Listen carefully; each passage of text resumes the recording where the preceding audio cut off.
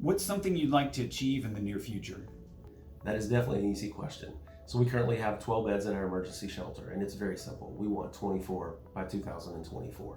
We want to double the capacity of the youth that we serve in order to make sure that they have a safe place to stay.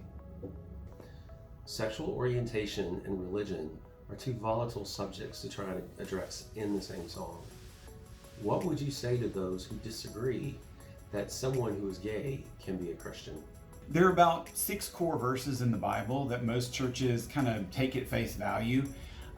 So I'd encourage people to kind of drill down and research and study the original meaning behind the biblical wording, the history and the context and whatnot. I did that, and I have a webpage that I posted as to what I found. It was brutal for me growing up, feeling like that God was angry with me for being gay.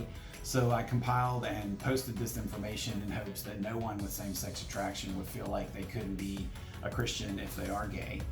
Again, I'd say God loves you and wants to have a relationship with you regardless of whether you're opposite or same-sex attracted.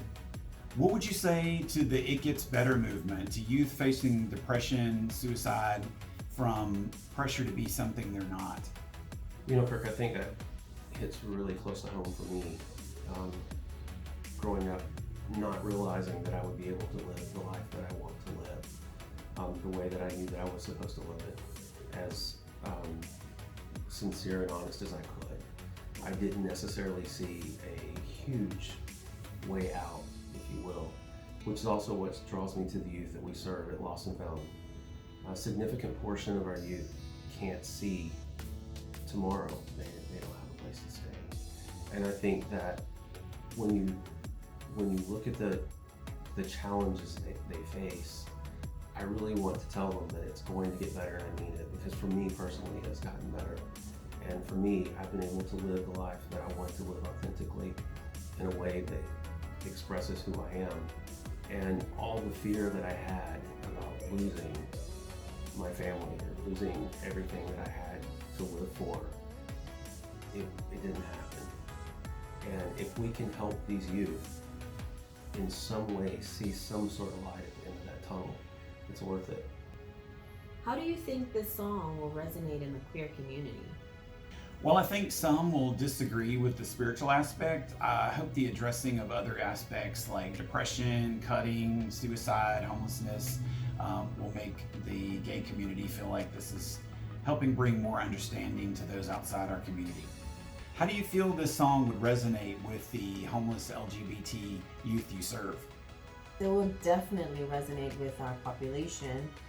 I think it brings a lot of hope. It brings a sense of dignity, it brings a sense of acceptance, and I believe that it definitely will have an impact with our youth. What do you think the main misconceptions are of most people who are not LGBTQ? That there's some sinister gay agenda that we're pushing, that we can't be Christians, that most of us are perverts or child molesters, and that being gay or bi is a choice. And like I stressed to my church group, with me as an example, it's no more a choice for me than being born white or American or male. So tell us how people can help or get involved with Lost and Found youth. We can start by visiting our website, and you'll see a section called Donate. So you have 3 options. You can bring food through meal train, you can schedule to bring food to their shelter for the youth. You can do a monetary donation if you'd like, or you can click the volunteer note right here in the thrift store. So we do take volunteers at the store. They work really hard back here to help us sort clothing, bring stuff to the floor. So there's multiple ways that you can participate in helping us fulfill our mission. The website information for Lost and Found Youth is here in the Show More information under the video. Is there anything else you'd like to say to those watching? I would just like to say thank you for all of the supporters and allies that we have in the Atlanta area and surrounding metro counties. You've done a tremendous job at helping us grow and be able to take on more services and more youth. Anything else you'd like to say to those watching? I'd say think outside the box. Don't take Bible verses this important out of context or at face value. Do your own research. If you're LGBT and you want to know God more, find a supportive church. They're out there. We have several in the Nashville area, for example. Also, if you're in Atlanta or that area and you know someone who's in danger of getting kicked out, or you have been for coming out to your family, please get in touch with LnFY and consider donation of your resources and time to them.